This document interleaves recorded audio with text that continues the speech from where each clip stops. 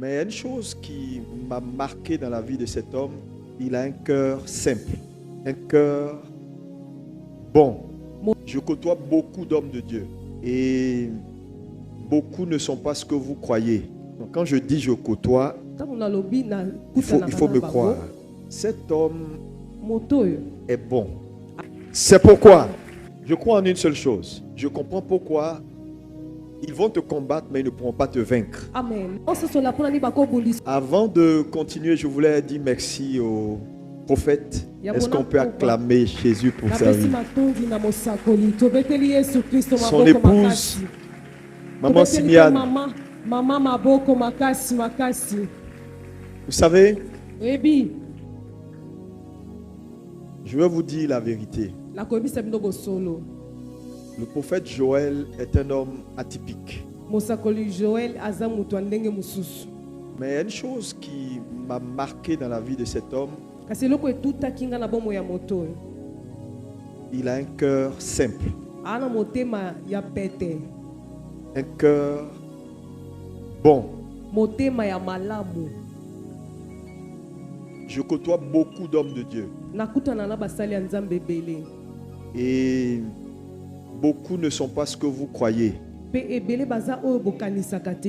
Donc quand je dis je côtoie, il faut me croire.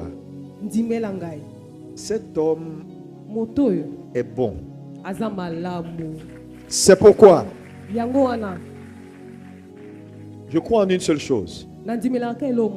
Je comprends pourquoi ils vont te combattre, mais ils ne pourront pas te vaincre. Amen. Parce que le tout, ce n'est pas l'apparence. C'est le cœur. Je vous dis, il a un bon cœur. Et tu vas comprendre au fur et à mesure que tu vas avancer. Je pense que ma présence ici est assez prophétique. Parce qu'il va entrer dans une nouvelle phase de sa vie. Mais une phase qui sera différente de celle que vous avez connue. Ce sera une phase où Dieu va planter ses pieds. Et vous verrez des évidences. Parce que ça, c'est pas lui. Ce que vous voyez ici là, c'est pas lui. Il est plus que ça. Et cette deuxième phase, c'est ce qui a commencé avec Anouka 2026. Gloire à Jésus.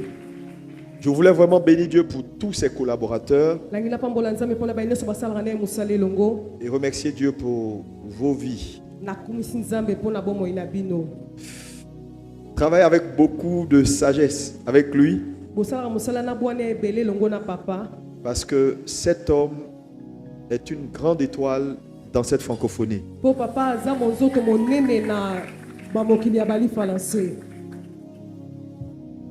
Quand Dieu m'avait parlé de lui en son temps, un jour je vais lui dire pourquoi et comment Dieu m'a parlé.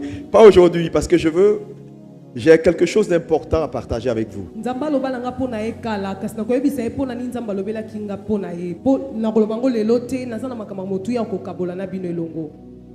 Je bénis Dieu pour sa vie. Amen. Est-ce qu'on peut acclamer le Seigneur pour ça? Alléluia.